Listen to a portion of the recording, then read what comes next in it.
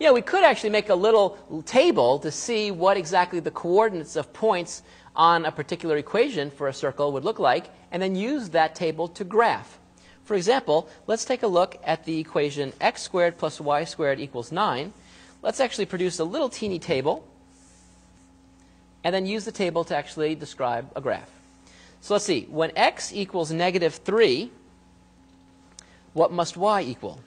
Well, if I plug in -3 for x, then I see -3 squared, which is 9. So I have 9 plus y squared equals 9.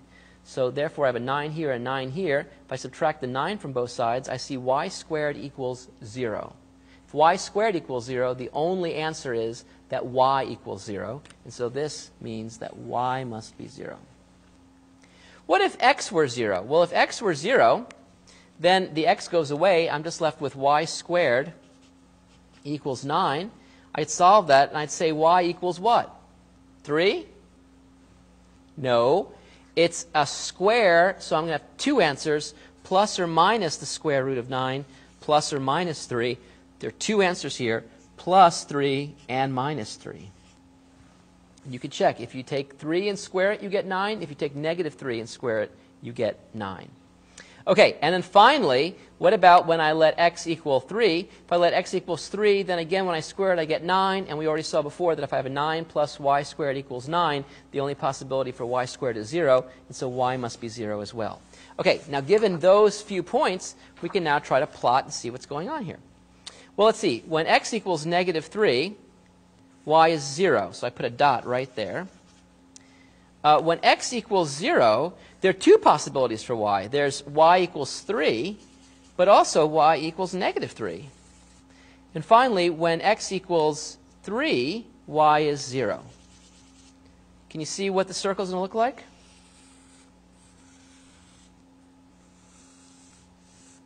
It's going to look like this, isn't it? In fact, it looks like it's a circle centered at the origin of radius 3.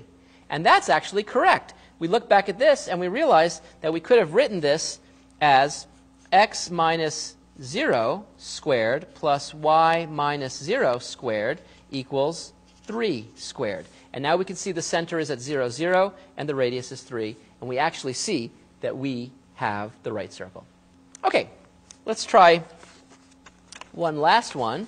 In this case, I'm actually going to give you the equation. I want us to interpret the equation for the circle, and using that interpretation, produce a graph. All right, x minus 2 quantity squared plus y plus 1 quantity squared equals 4. First thing I'm going to do is figure out the center. What's the center? Here's a great wrong guess. The center is at 2, 1. Do you see why that's wrong?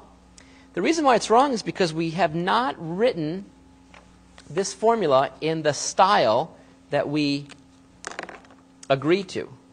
It's always got to be y minus something.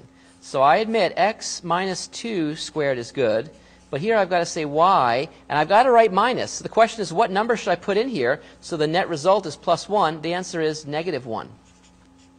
And that 4 I can write as a 2 squared. So in fact, I see the center is not at 2, 1, but at 2, -1. That's the center. So at 2, 1, 2, -1, that's the center of the circle. And the radius is not 4, but in fact 2.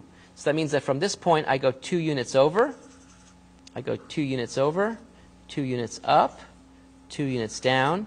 And if I connect all those points, I produce this beautiful, beautiful, beautiful circle.